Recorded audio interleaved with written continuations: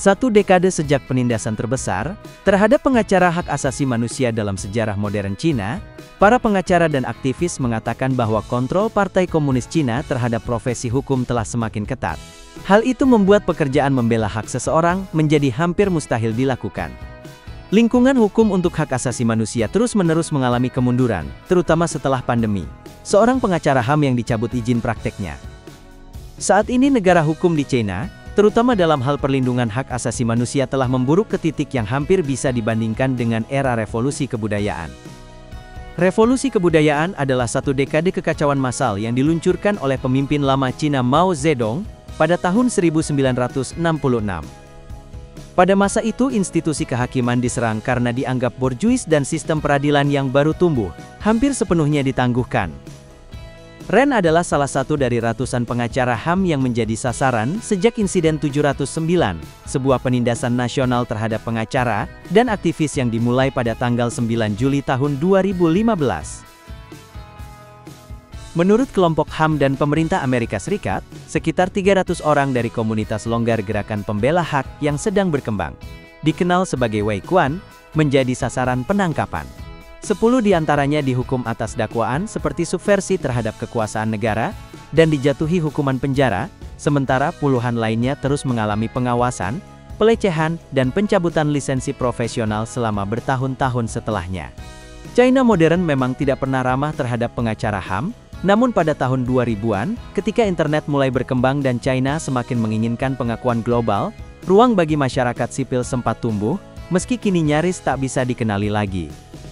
Para pengacara saat itu berhasil mencetak beberapa kemenangan dalam perkara mulai dari skandal susu formula tercemar, hingga eksploitasi buruh migran.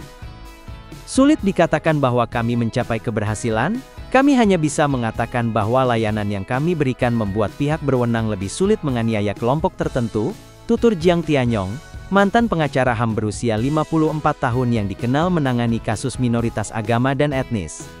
Dia pernah dipenjara selama 2 tahun atas dakwaan menghasut subversi terhadap kekuasaan negara. Namun gerakan yang baru tumbuh dan diikuti oleh Jiang itu segera ditekan, begitu Xi Jinping menjadi presiden China pada tahun 2012. Meski beberapa pengacara Wei Quan juga tertarik pada reformasi politik, sebagian besar hanya fokus bekerja di dalam sistem hukum China yang ada. Pekerjaan sehari-hari kami bukan tentang menyebarkan ide asing, kata Ren. Kami hanya ingin membela warga biasa berdasarkan hukum yang sudah ada di China sendiri, hukum yang merupakan bagian dari sistem hukum Partai Komunis China. Tapi bahkan di dalam kerangka itu pun kami tidak diperbolehkan membantu, sambung dia. Di bawah kekuasaan Xi, para aktivis ditangkap, firma hukum independen dan LSM diperketat, dan segala bentuk aktivitas terorganisir di luar kendali partai dikekang dengan ketat. Pemerintah China di bawah Xi Jinping berusaha menghapus pengaruh para pengacara yang membela hak rakyat, sebut Maya Wang, Direktur Asosiasi untuk China, di Human Rights Watch. 10 tahun setelah penindasan itu, para pekerja HAM mengatakan represi terhadap pengacara independen kini menjadi lebih sistematis dan tak terlihat, tidak lagi sebatas menangkap individu. Mereka yang terdampak insiden 709 menggambarkan hidup dalam kondisi pelecehan dan pengawasan, serta seringkali dilarang keluar negeri.